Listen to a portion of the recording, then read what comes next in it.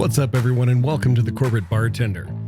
We've all dealt with know-it-all leaders on our journeys, but have you ever known a learn-it-all leader? Well, today's your day to find out just what that is and why learn-it-all leaders are awesome. We've got Damon Lembi on the program today. Don't know Damon? Stick around. This one's worth it. He's the CEO of Learn It, a podcast host, keynote speaker, and is a contributor to Forbes, CBS, Fast Company, IDB, and the like. He's also the author of a couple of books. His latest, The Learn It All Leader, Mindset, Traits, and Tools, is what we're going to talk about today. Learn It has upskilled almost 2 million people over the last 30 years. He's also a former baseball player, Arizona State alum, and the dude has been to Circus Mexicus more times than Lori, Ruby, and me. This conversation is, and I know I've said it before, one of my favorites of 2025, and there are gems like this one in it. Learning without doing is treason. Treason! We've covered a lot of ground, shared some amazing stories, and I just know you're going to dig it. So buckle up, TCBers, grab your favorite cocktail, and let's get right on into it with Damon Lembi on today's TCB. Welcome to SkyTeam's The Corporate Bartender, where we gather some of the best HR and people leaders to discuss what's happening on the people side of business. Now pull up a stool, belly up to the bar, and join us for The Corporate Bartender.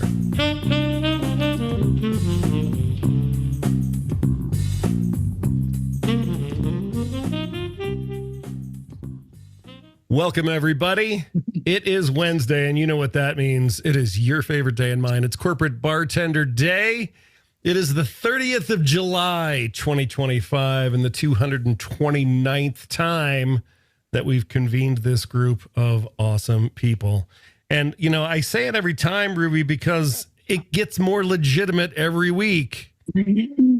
I always kid Ruby because she loves pumpkin spice, and since January I've been saying it's almost pumpkin spice time. But I saw my first in the wild Spirit Halloween this week.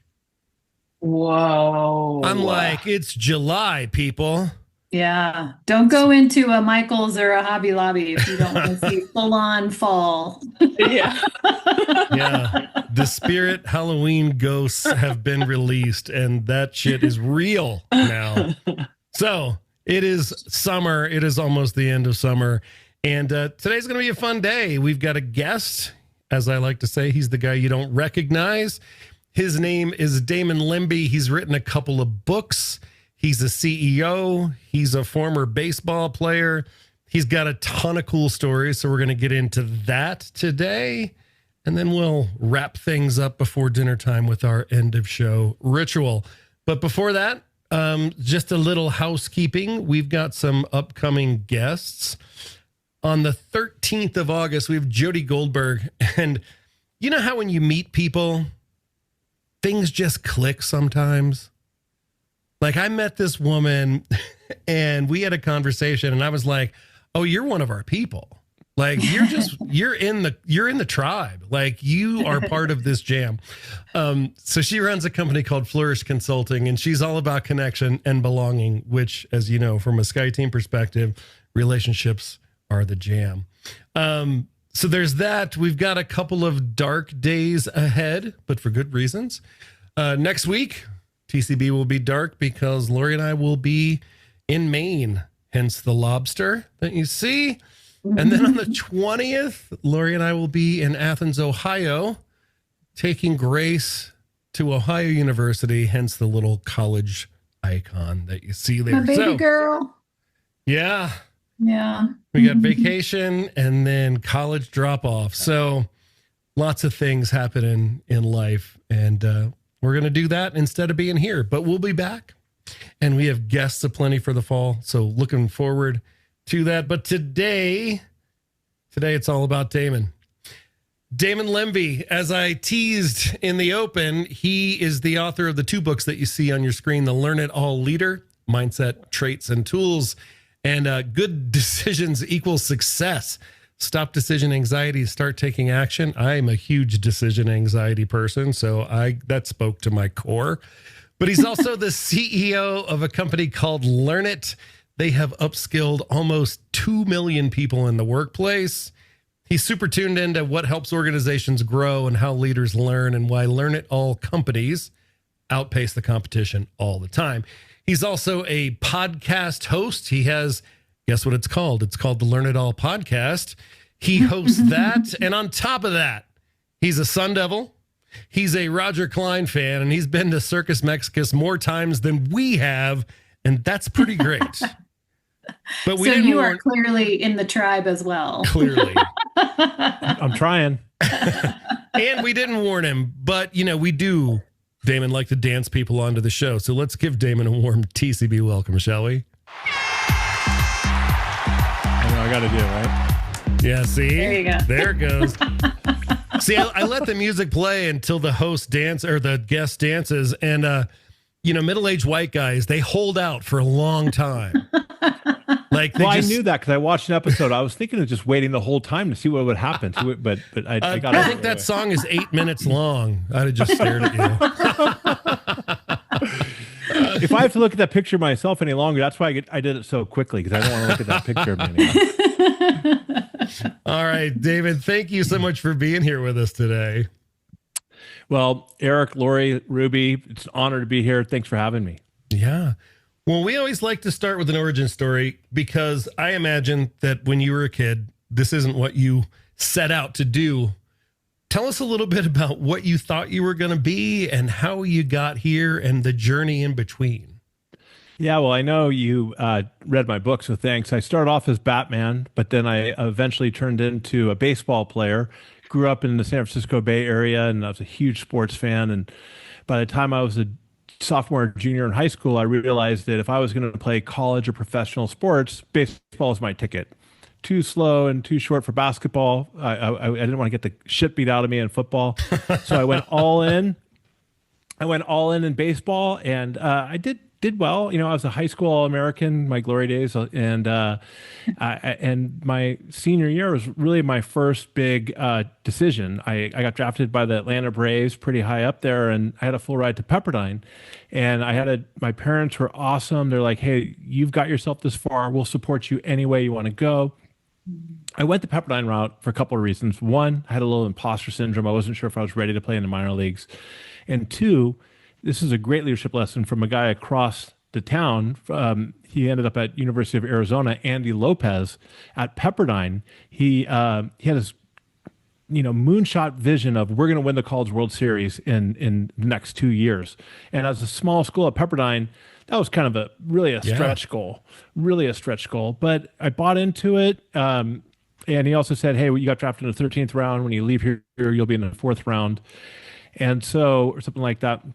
Long story short, kind of got hurt, left Pepperdine, ended up at Arizona State, where it's one of my favorite times of my career. I got to play for a legendary guy named Jim Brock, and I also played for Pat Murphy. Hit a home run in the College World Series. I was waiting to get drafted for the 3rd time, ready to go. I was this is kind of pre-internet, 1994, and I'm sitting in a room with my roommate Jacob Cruz, who had a 10, 12-year career in the big leagues. I love Cruiser. And he got his call, 1st-round pick for the San Francisco Giants. 10 to 12 other people on our team got drafted. Even though I played every inning of every game and was number 2 or 3 in the league in hitting, my call never came. So here I am, 22 years old, and I'm like, I went all in on baseball. I don't know if my skills are even transferable to anything else. I mean, what am I going to do? And so that's when I kind of had to make a pivot. I had some, obviously, happy to talk about it, identity crisis. I always thought myself of one thing. I was really lucky. I came from a family who had a big real estate company and some other things. And never in my wildest dreams did I imagine I'd be in learning and development like I am for my whole career. I mean, my wife hates when I say this, so I was a terrible student. I was a terrible student, but I took this job at this company my dad was just starting, Learn It, like a lot of great entrepreneurs. He was trying to digitize our real estate portfolio, took a boring class somewhere, and he's like, there's got to be a better way to do it. He hired this guy who used to be the CFO of our savings and loan. My dad didn't build 10-year business plans. He just like, we're just going to start. I'll give you some real estate space. And I started off as a receptionist. Two reasons. One, I didn't want to have like a silver spoon, daddy's boy at a, high position. And two, again, like I said, I don't know if I was capable of doing anything. I wasn't. I thank God for my college tutor, Colleen Hayes, helped me get through my DOS class, so I was able to pass that at Arizona State. Colleen, if you're around still, thank you for that. But I started off. Shout out to DOS. I mean, come on. I mean, DOS pre Windows 90, 95 or whatever it was, GUI interface, whatever. Anyways, fast forward 5 years, I've taught more classes than anybody else. Excuse me. I answered more phones.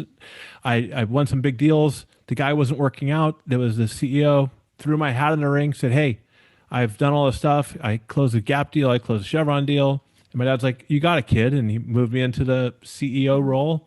And I've been there. We just had our 30th anniversary 1 month ago, which was amazing. And here we are today. Wow. That's cool. And nice. you had to get the board on online with you being the CEO too, right? Because that wasn't just a gimme rubber stamp from dad. No, it definitely wasn't. I mean, again, Learn It was a little blip on the map compared to our other businesses. But the cool thing about that was, the board consisted of this guy, my grandfather, for one, who's a tough, like legendary San Francisco guy, but a couple other people too, who were my dad's buddies. So no, it wasn't just, hey, just give this kid a shot. I had to share with them why I thought I could do a good job in the role. And I don't know. I think in a situation like that, I had my best interest in mind and my family. I want to make sure that investment was going well. And I worked really, really hard those 5 years. So it wasn't like, hey, automatic, but I think I earned it. Yeah. So Learn It All. This is like a big theme. And there's this concept of the Learn It All leader. And actually the opening story in this book is about you and Barry Bonds, and it sort of encompasses what it means to be a Learn It All leader. Can you tell us about that story? Because I think it's great. Sure. And this was my senior year in college, and I was the third up hitter, I believe, and it was alumni weekend, and there was 5,000 or 6,000 people there at Packard Stadium, probably more. But Barry Bonds was sitting right behind the on deck circle, and I heard this voice, when the pitcher was warming up, and it was like, "Hey, 20, like, who's that?" And people say things, but so I see it's Barry Bonds, and he's like, signaling me over, and he's like, "Look at the picture. Look at the pitcher." And when he squeezes his glove, he's throwing a fastball, and when he's holding it open, he's throwing a curveball. And I 2 or 3 pitches, Barry was calling them left and right. And so here we are. Talk about a student of the game and being curious. And the funny thing is, Eric, I don't even know if you knew this, I got to know Barry very, very well after that. But just a student of the game, here he's at this college baseball game, and he's paying attention. So I go up to bat, and already Barry's talking. You crushed it, right? The next pitch, home run. Yeah, yeah. So I there's a guy on second base, and I'm like, okay, the pitcher's squeezing his glove, or the glove's flat, or whatever. I'm like, it's gonna be a curveball. Boom, fastball right down the middle. Wrong, And then the next pitch, I guessed that wrong too, based off Barry's analysis. Like, I just couldn't see what he could see, And so I said, screw it, I can't listen anymore. So I just stopped thinking. The guy threw me a fastball away. I hit a double, I think, in the gap. I got to second base, and Barry's giving me 2 thumbs up, like, I did it. I did it. But no, I think it was it's a great story to kind of ties back the whole learning pieces, that I think you can learn something from everybody. And if you're curious and open-minded in whatever situation you're in, you can extract learning lessons. Mm-hmm.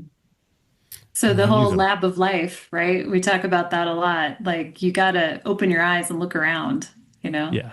I like that, lab of life. Yeah. Yeah. Yeah. It's funny, right? The stories are so great. And you mentioned Batman and the Braves in your origin story answer.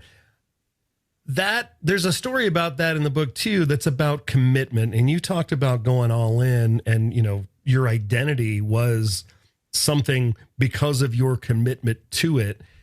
How does commitment factor in when you're talking about living that corporate life and trying to build culture or trying to get a company to a certain place in that company growth cycle? How does commitment factor in for folks that don't really approach life like you, going all in on being something? Well, that's a good question. I mean, I look at it, commitment as a leader, and I've heard you speak about this on your show. As a leader, I think it's really our responsibility to model the behavior that we want from the rest of our team. I think without that, you can't have a great culture, or, and so I'm just my commitment was to learn it. I was going to go all in, my perspective, and learn whatever I could, because I didn't study leadership, and I didn't study computers. And if I was going to teach these classes and do this work, I was committed and always willing to set an example, because I don't think you should really ask people to do something that you're not comfortable doing yourself. I think that helps build the type of community, or the culture that you're looking for. One thing, though, Eric, that I found interesting starting at the front desk was people didn't have the same kind of commitment that I was used to playing sports. Right. And that was a big shock for me. I mean, I would always, if you weren't 10 minutes early, you were late and you had to run 10 miles to get your jersey back. Right. If you lose a deal, it's a big, if you lose a game, you're pissed, Yeah. But I'd see, people coming to work, wandering in late, not really caring, or losing a deal is no big deal. And so that was kind of a hard take for me at first to kind of get used to that. And maybe it was just the culture that we maybe first had at Learn It, or maybe I was just so used to I played for 3 Hall of Fame baseball coaches. Wow. And it was just the discipline and the commitment that was required of you to be able to go out and perform at such a high level. But you've been doing that commitment thing since kindergarten, because you were Batman. Yeah, I was Batman. I mean, when I was in nursery school, and my mom's got this not poster, but a written letter on the wall from our preschool teacher. Look, I was a kid of the 70s. My parents weren't studying the internet on how to raise kids. They were just kind of like, okay, well, we'll just figure it out, see what happens. My mom always gives us a hard time now, saying, you guys are so bubble wrapping your kids. We just used to throw you in the car, let you do whatever you wanted to do. So when I would show up to nursery school as Batman, if it was nap time or coloring time, I would not respond unless they called me Batman. I mean, that was it. I mean, that's the truth. That's the truth of the matter. I would go dress, and so they wrote this letter to my mom that just said, hey, look, it's great that Damon's got a big imagination, but at some point, enough's enough. He needs to start responding to his name. And so that was kind of a cute story. That's funny. That's funny. I think there is something to just personalities that are naturally high achievers, right? Like they're just naturally driven, and they're naturally, wanting to put in extra effort and do those things. And there's some personality types that just aren't, right? And so how do you, as a leader, how do you dial up those kinds of commitment feelings in somebody who maybe just doesn't naturally gravitate to that? Well, one thing that I found, and probably took me time to learn, is that you have to be using the term, let's say, chameleon leader. And what I mean by that is you can't coach or lead everybody the same exact way. Whether it's how you give somebody feedback, whether it's how you give somebody autonomy on a task that you're delegating, to what's important to them. And that's why I think it's so so important as a leader to be curious. Yes. And start conversations with, how are you doing? What's going on with your family? That's not soft. It's getting to know your people and what's important to them, what's going on in their kids' life or whatever. And do your best to adjust your leadership style to each person on your team, however you can. Because yes, Lori, not everybody is high energy, run through a wall. And so you have to kind of adapt and learn and see, how do I set this person up to success, for success? What are they passionate about? What are their strengths? And how do I make this environment for them where they're not paycheck players? They're not just showing up to work. Like, they feel like they care and they belong. That was a learning process for me. It took me time to get patient, because I didn't understand at first why everybody couldn't do things the way I did, which is, I'm sure you guys talk about this all the time, is that one of the number one mistakes people make is when they promote the wrong people into leadership roles. Oh my gosh. The high achievers who don't have the empathy and the skills to deal. But they were really good at the thing. People. They were good at doing the thing, so they get the nod. Yeah, that's why Ted Williams was a terrible manager, right? For the most part, because he was a great hitter. Yeah. But so I figured, if you're a great hitter, maybe you'd be a great manager. So we all know that that's not really the case. Maybe he will be when they thaw his head. I don't know.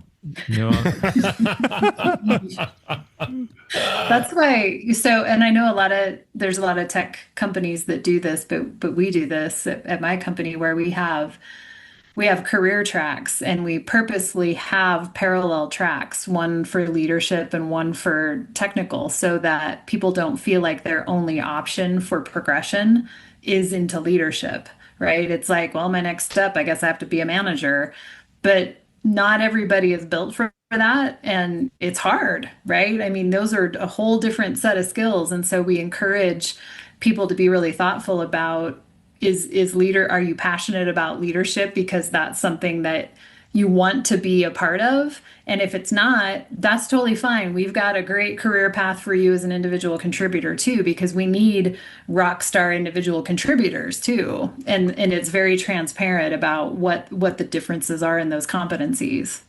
Yeah. I wish more organizations would think that way. I think the other way is old school thinking. Like you're doing well at your job, automatically you got to get promoted into a leadership or a management position, which can be two completely different things as well, if you think about it. A story that comes to mind all the time is the young man I mentor, sales, where I see it a lot.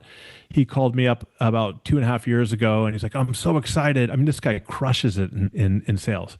I'm so excited. I'm getting moved into this leadership role." And I said, "Well, I already know him very well." I said, "Well, why do you want to do this?" And he said, "Well, it looked good on my LinkedIn profile. I could probably make more money." I just assumed it, right? He didn't really look into it. And this is a big company. This is a $400 or $500 million a year company, 1,000 employees. And I said, "Look, man, I know you really well. Don't do it. It's not for you. It's not for you." Straight talk. Stubborn. Yeah. He didn't listen to me. Fast forward literally 2 years. 2 years he stayed in the role. He was managing 15 people, which is way too much. Right. Yeah, way too much. And he was even considering, he had to still have his own sales bag where he's had his clients. He was considering leaving this company because he was too embarrassed to tell the CEO, who he was on good terms with, that it wasn't for him. Finally, an opportunity came. I kind of coached someone how to have that conversation. Within 30 seconds, the CEO's like, "Okay, that's fine. You don't want to do it? I totally get it. If you change later on." And it was like 1,000 pounds lifted off his shoulder. And just think, Lori, about how miserable those 15 people were probably reporting. Oh my gosh. That's right. Right? I mean, like the impact he had on them. Everyone suffers. Everyone suffers. I mean, so it's a long way of saying it's like so critical. We got to get out of this mindset that that's the only career path, because being a leader compared to being an individual contributor, the skill set is so different. And that's something that's really important to know. Yeah. I want to touch back on something you said in that story, because Ruby had this happen with somebody that she was coaching, and person found themselves in a role that they didn't really want to be in, and it was hard and was harder than it was anticipated to be, and rather than have the conversation, just like in your story, Ruby's person quit. It was easier to that person to go find a new job than to take a step backwards and have a tough conversation. in those coaching moments, you know, when we're working with leaders like that, what's your advice, Damon, to people that find themselves in that space? Like, how did you talk this guy off that ledge? I think my advice in that space is, you know, first and foremost, avoid getting yourself in that situation. Yes. We all know that. But at the end of the day, what I was trying to explain to him is, I'm like, listen, man, I'm the CEO of a company myself, and I can't, and your organization is much bigger, and you have a good relationship, but I know this, your boss, he does not want to lose you. He does Right. not want to lose you. Yeah. You're, 100%. and we need, sometimes employees need, look, it's leadership's responsibility to take care of employees and their team members, everything.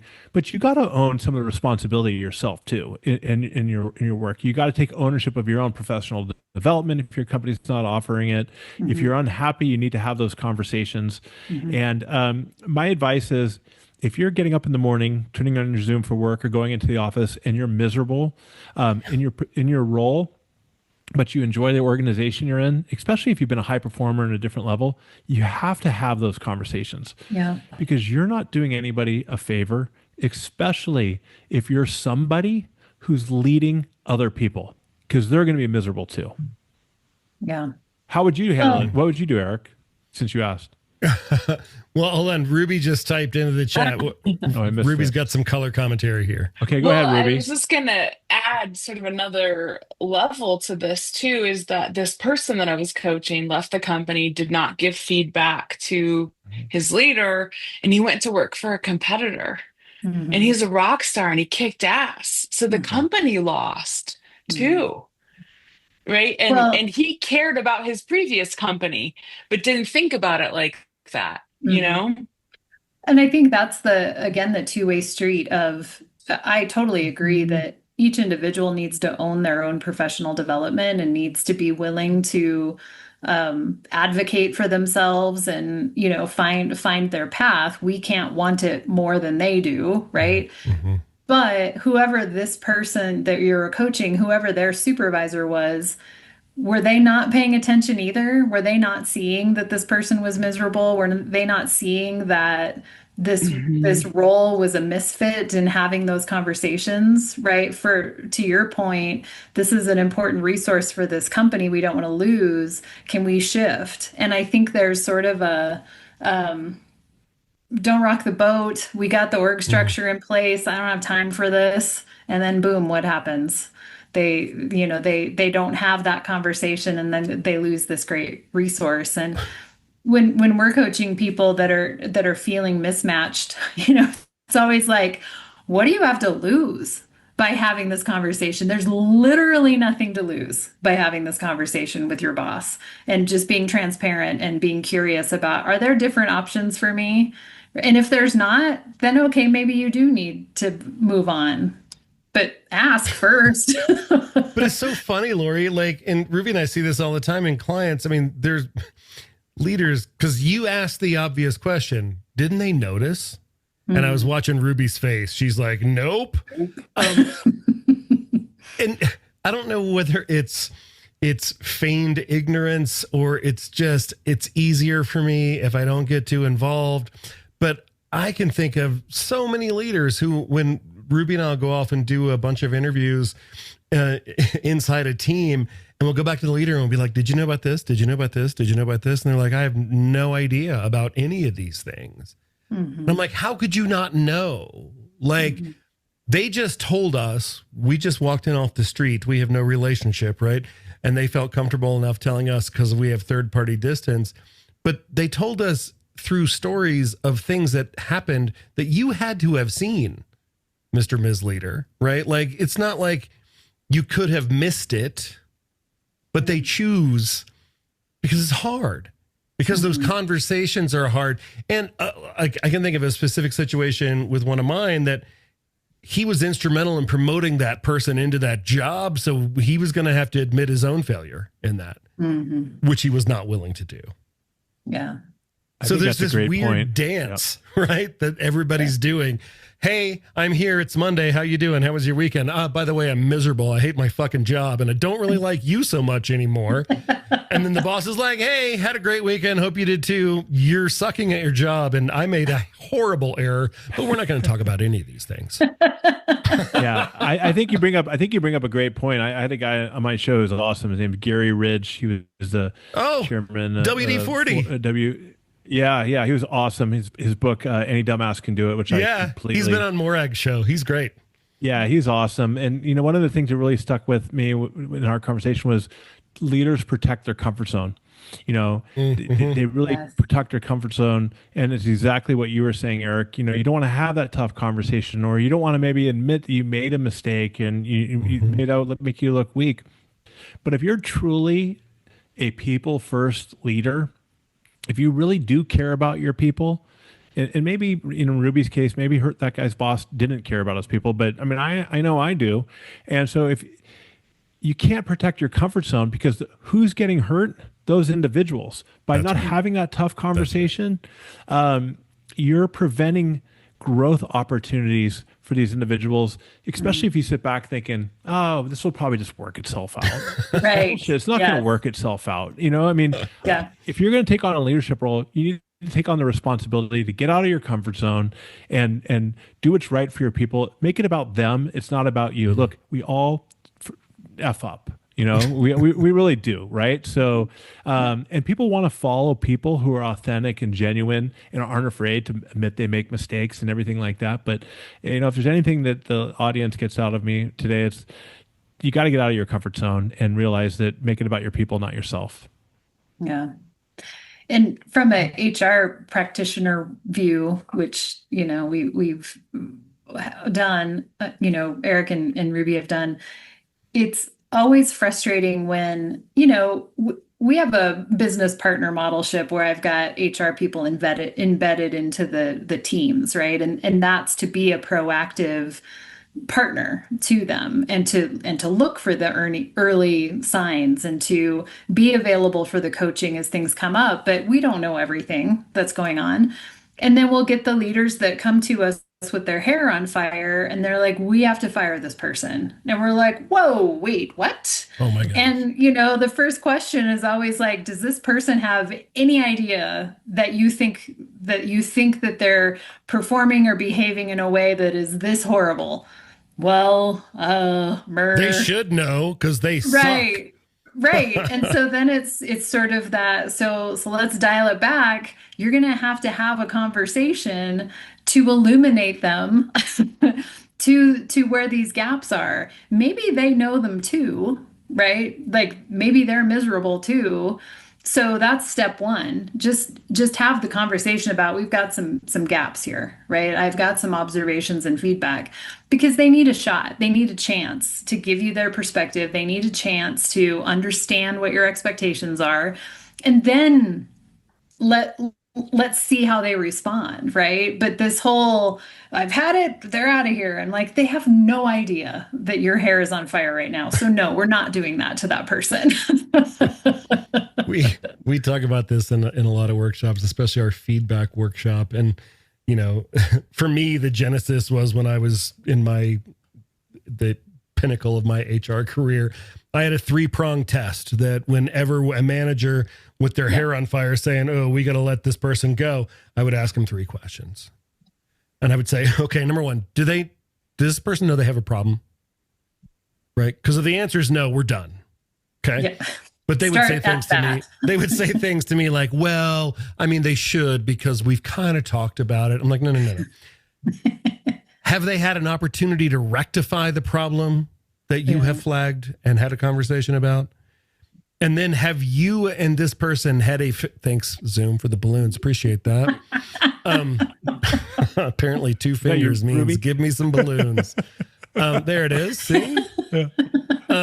But then number 3, have you had a face-to-face conversation with them about both the problem and their attempt to rectify it? Because if you can't say yes to those 3 questions, we're done. We're not firing anybody today.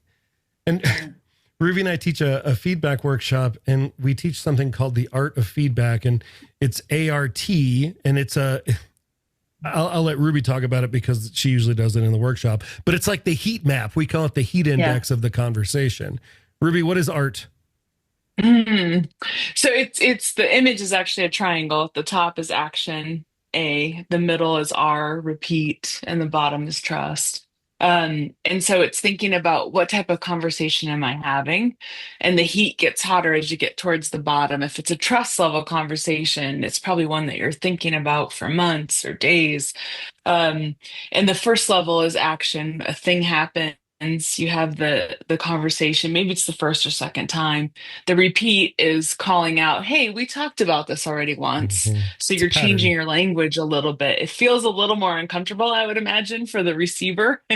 And again, the trust is the one that it's the the really, really hard conversations. And what's interesting about it is that we get ourselves into trouble because we get ourselves into a trust level conversation. And to Lori's point, the other person is still at the beginning. They have no idea. And so it's being thoughtful about, well, what kind of conversation am I having? But more importantly, have I brought the other person along? And where do I start? Maybe I don't start at this really hard conversation and leave the relationship. I actually need to go back and ask for what I need or talk about the impact it's having on my life or my career. And I don't know. So it's a different way to think about having those conversations and being intentional about it. Mhm. Yeah. One of the themes, Damon, that runs through your book, and if you look at any of your materials, it's about curiosity, right? Maintaining that curiosity. And I mean, you say something in the book, you say great leaders aren't born and they're not made either. They're in the making. So curiosity and being in the making, I get it. Like cognitively makes total sense to me, but a career is a long time. How do you help people sort of maintain that perspective over the course of a career? Because, I mean, careers, as you know, just like in sports, there's highs, there's lows. Sometimes you don't get the call. Sometimes you don't get the promotion. Sometimes you do get the promotion and you don't want the promotion. And you still have to maintain this sort of mentality about being a learning leader, always being curious and taking from those experiences what you can. But that's hard over time. What is your advice for people to maintain that over a career? Well, I was sitting here listening to Ruby talk about feedback, which I think is, so very, very important. One, learning how to give feedback, but I also think one of the most important things a great leader can do is learn how to receive feedback. I don't think there's enough work on that. You go on Amazon, there's thousands of books on giving feedback, but receiving feedback is so important, which goes back to Eric, what you're saying about being curious. And if you model that behavior where you're open-minded and people, and you reach out to people and solicit feedback, then people can start being more curious themselves as well. And you can create more of a feedback culture. Now, when it comes to learning, because I know it's all learn it all later, this and that. Hey, learning is great, but you got to put it into practice. And I think it's so important. One of my favorite sayings, I didn't come up with it. This guy named David Katz did, but learning without doing is treason. It really is. You keep learning, but you got to take action on something. And just like curiosity, it's tough. It takes consistency and it takes presence, to be able to do that. And when it comes to people in their roles, because we all know that our careers are never linear. They don't always just go great. We're going to have challenges. Things are going to go well. We're going to lose our job. We'll get demoted. We'll have to get moved over. AI will take over. Yeah. There's always going to be something that's going to impact you. And so for all of us out there, that's why I think it's so important, this whole learn it all versus know it all, at least on a learn it all mentality where you're staying curious, you're staying open, and you're able to pivot and move. I think it keeps a fresh perspective of things. This is what I'm getting at to your answer. It keeps things exciting and interesting than being steadfast at coming into your job saying, this is how I do it. This is how I always do it. And, you can get pretty bored pretty quickly. And if you have that mentality, I truly believe as an organization or an individual, you're going to get disrupted and you're going to be left and you're setting yourself up for failure. And by the way, leaders out there, I've had some employees who've worked for me for 15 years who've been awesome, but they've hit their ceiling. And they may not want to admit it, or they may not, but a good leader actually sees that. I have a gentleman, I don't know if I even tell the story in my book or not, Jim Millay, a dear friend of mine, one of our best instructors of all time. I knew he was just bored of doing it. You know, he just wasn't into it anymore. He was just dialing it in. I had a tough conversation with him, and I'm like, hey man, you know, you've hit your limit here. You're not that excited anymore. It's time to move on, you know, and I'll help you bridge that change. And he didn't want to do it at first, but he did. We agreed upon it. You know, I'm godfather for a couple of those kids. We're good friends and everything. But he was really grateful that I helped him push himself out of that comfort zone. And now he's crushing it at Okta, where he's been for the last 7 or 8 years. And he always comes back to me and he says, hey, D, thank you for helping me wake up. You know, I mean, so there are situations where I think that sometimes it's pushing a rock up the hill.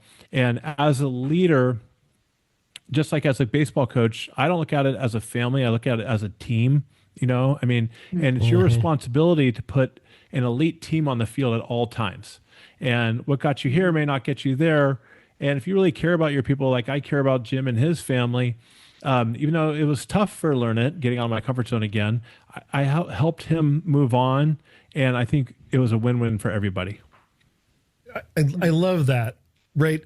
Relationships are a thing that are very sort of central to the work that we do at SkyTeam. And what you just described was a conversation that happened because of a relationship that you were invested in. Yeah. Relationships are currency. It's how we navigate life. In your book, you talk about relationships and doing the right thing. And there's a touching story about your dad and his college roommate in there, Bert, about doing the right thing. I thought, man, what a really illustrative example of what that means.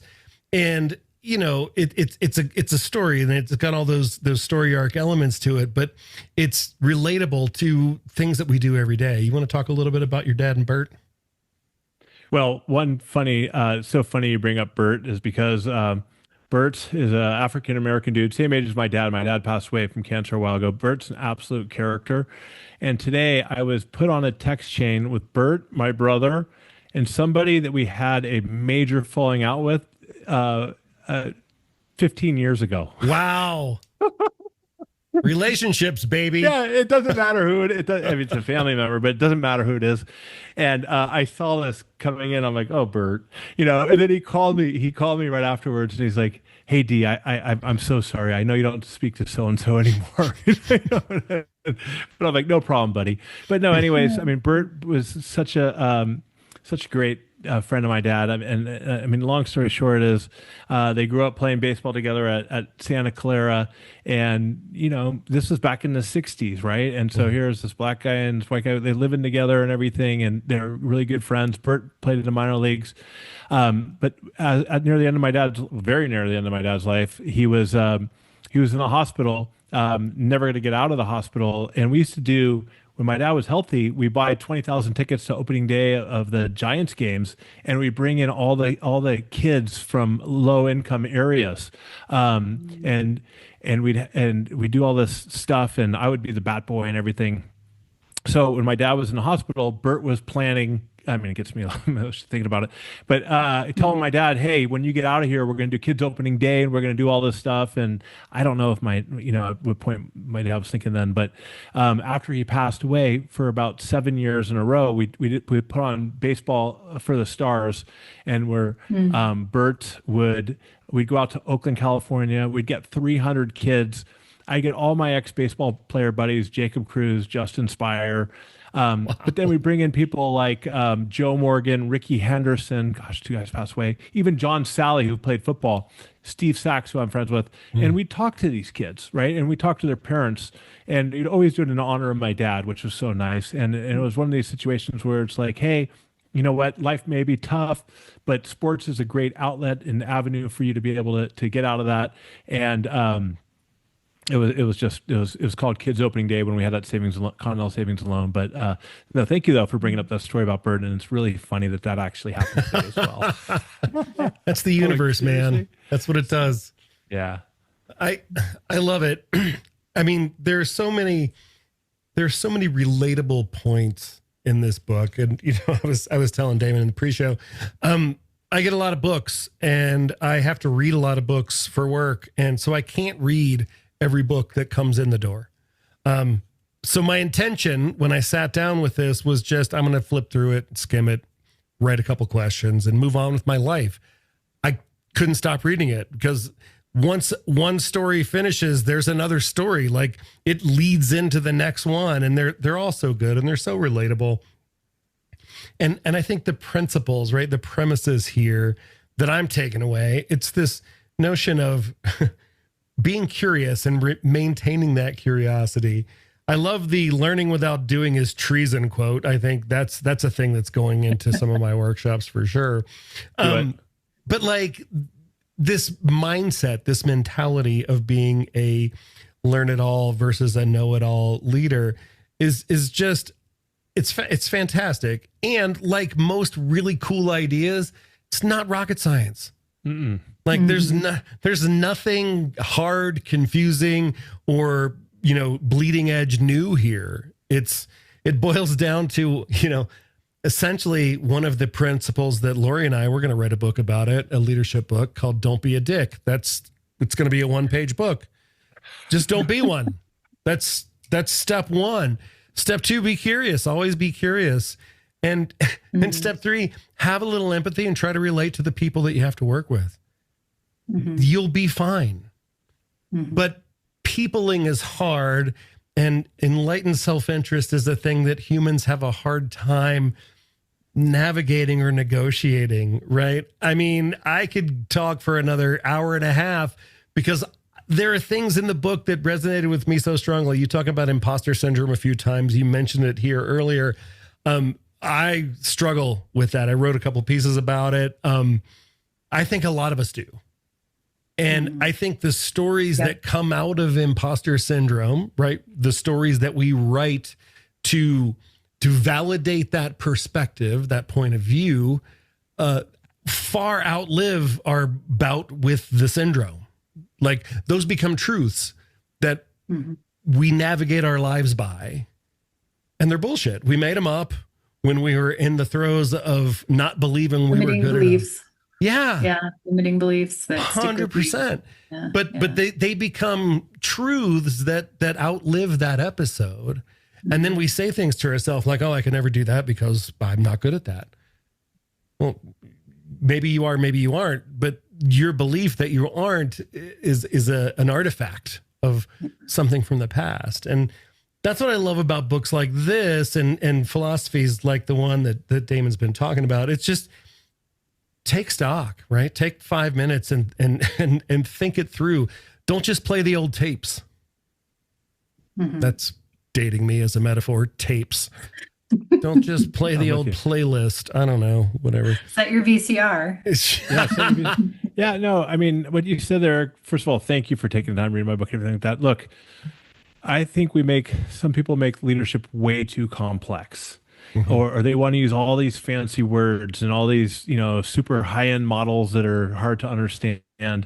A lot of this stuff is sometimes nothing's new. You know, it's things we've heard over and over and over again. But you know what is hard? It's being consistent and showing up even when you don't want to show up, really. And my thing is, look, I talk about this in my book. I mean, I don't have an MBA from Harvard or anything like that. Hey, and if you have an MBA from Harvard, fantastic. Right. That's awesome. Yeah. But what I'm just trying to say too is, hey, I'm just a regular guy. I've had some success. I've had a lot of failures, but you could do it too. I mean, it's just like we could all become better at leaders. And you know, a leader can be a great parent, a great coach. It could be an individual contributor showing up and taking on a responsibility, or it could be leading an organization. But it's not something that you need to make over complex.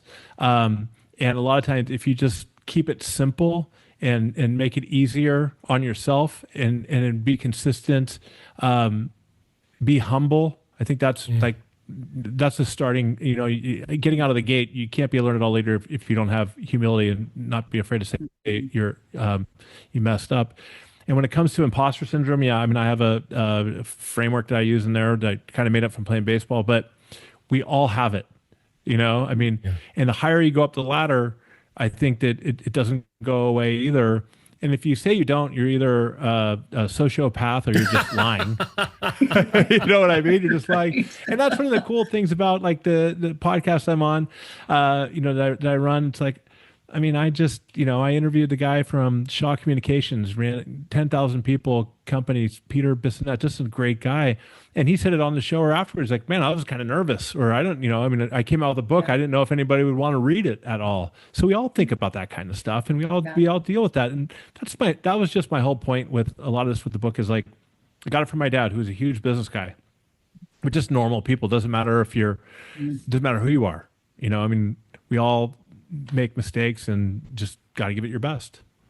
And I think if the whole being curious and keeping that level of humility by being truly interested in the individuals that you're leading, I think people can sometimes feel like that takes a lot of time and I don't have any time. I'm like huge deficit of time to be able to do these things, and it's like, honestly, that keeping it simple and finding those little ways to do that, those investments pay off tenfold, right? And until you experience that, it's hard to believe that, right? If you're mired down in all your to-do list and all your deliverables, and especially middle management who's trying to satisfy executives and satisfy team members and trying to manage your own stress and everybody else's stress. And it's the whole, I don't have time for this, but those investments create time because it lifts everybody up. Right. So I think that's another kind of tough mental hurdle to get over, is like, no, investing here is actually gonna have huge dividends more than anywhere else. Yes. And it's like almost going slow to go fast. Yes. And I look at it like, and it's so true.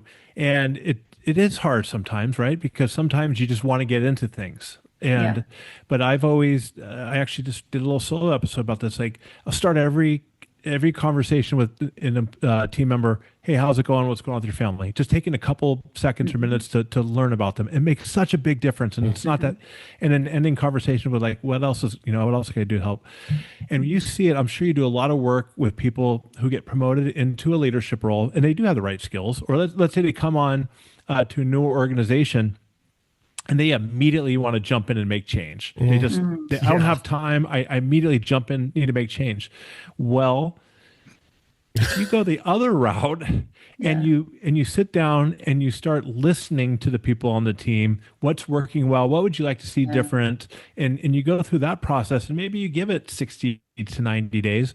When you do go to make change, guess what happens? They're more willing to buy in.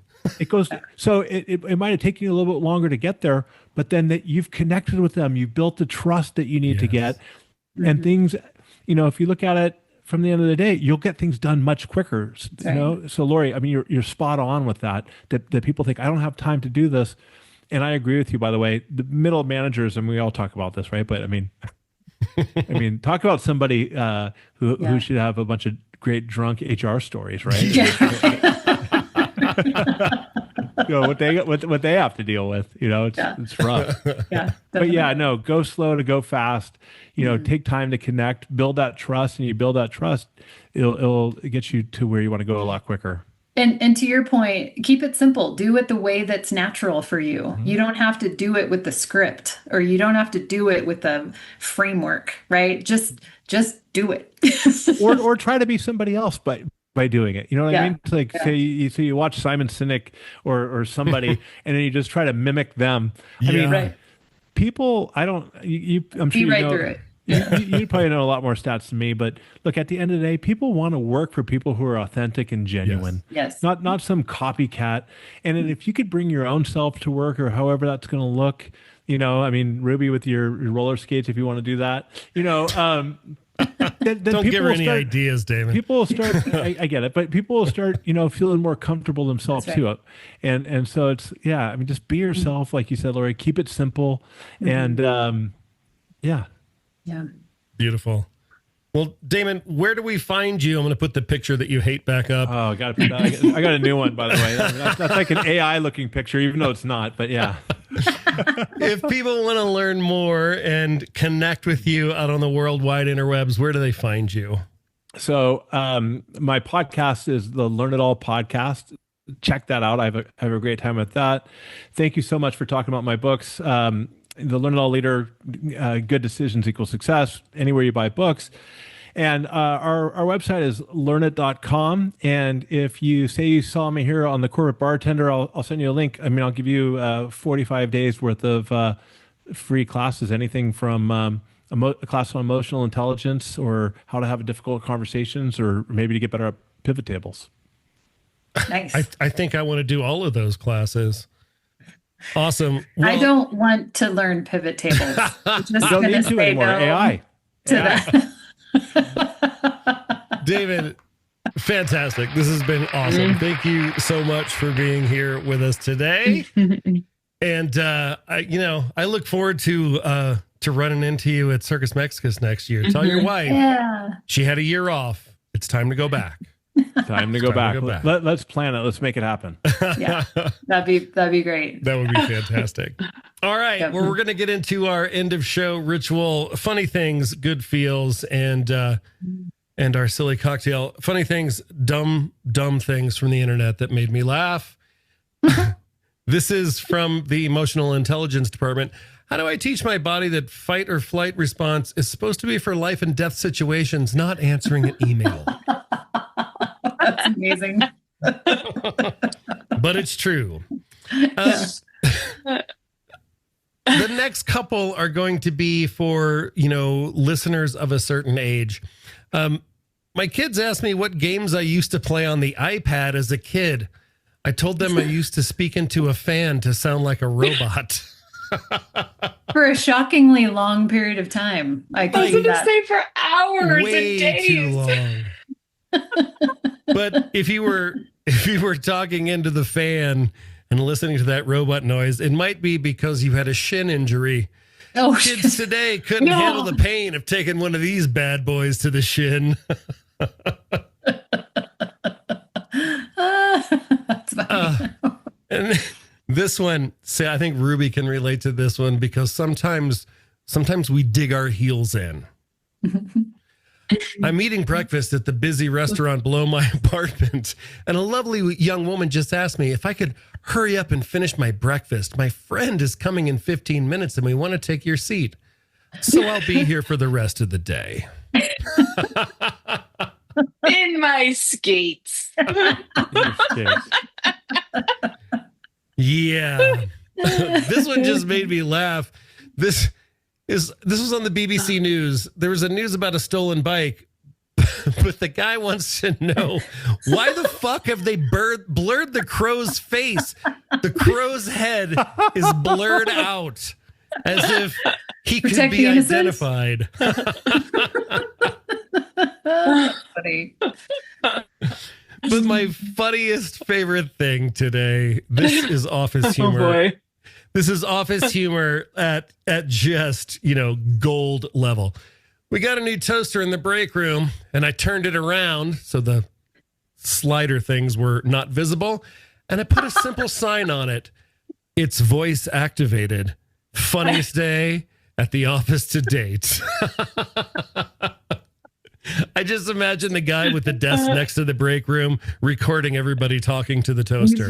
Oh my God, that's funny. What do you even say? I don't even know what the instructions are. Toast it. Put the toast down. Toast. Yes. Heat. Put one Eject. toast on the right Eject. side down. Fire. Fire. Yeah. All of a sudden, she's fucking Beavis. Fire. Today's good feel story. This one's going to get you. It's a slow burn, but it's a good one. I know. Graduation season is winding down, and tonight we have the story of a graduate from Wisconsin who closed a chapter of her life with an extraordinary act of kindness. Here's Steve Hartman on the road. I mean, come on. We got connection, we got relationships, we got imposter syndrome. It's all in there. I love what she said about people aren't thinking that hard. Stories you're making up in your head about what people are thinking about, they're not. That's what gets in your way, right? 100%. Wow. 100%.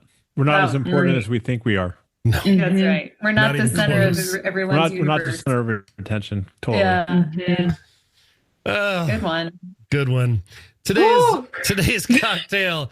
Is that a turtle in your bra, or are you just happy to see me? This is a riff on the Tipsy Turtle cocktail. You're going to need 1 ounce of rum and one, you guessed it, Florida woman. Half ounce of Midori, 2 turtles. You'll see them there on the screen, wrapped in gauze and plastic wrap. Little pineapple juice. The TSA at Miami International. A little bit of sweet and sour. This woman tried to smuggle 2 turtles through TSA in her bra. What? Yeah. Yeah. Are they snapping turtles? Because yeah. This is not the first attempted TSA turtle smuggling event of 2025. It is the second time someone has been caught trying to smuggle turtles through TSA, such that TSA put out a notice on social media that says, "Friends, please." And we cannot emphasize this enough.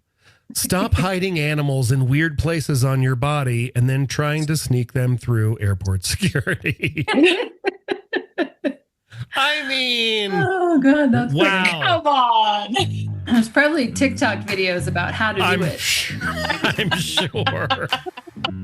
Oh my gosh, thank you so much. Thanks to Damon Lembi for being here today. Thanks to everybody for tuning in. It is that time of day. It's time to have some dinner. You guys have a good week. We'll see you in a couple weeks when we get back from vacation. Thank you so much for joining us today. If you had a good time and learned a thing or two at today's happy hour, please share it with your friends. If you want to join our tribe, head on over to skyeteam.cloud/TCB or email us at info@skyeteam.com. That's SKYE team.com. Thanks again, and remember, you've always got friends at the Corporate Bartender.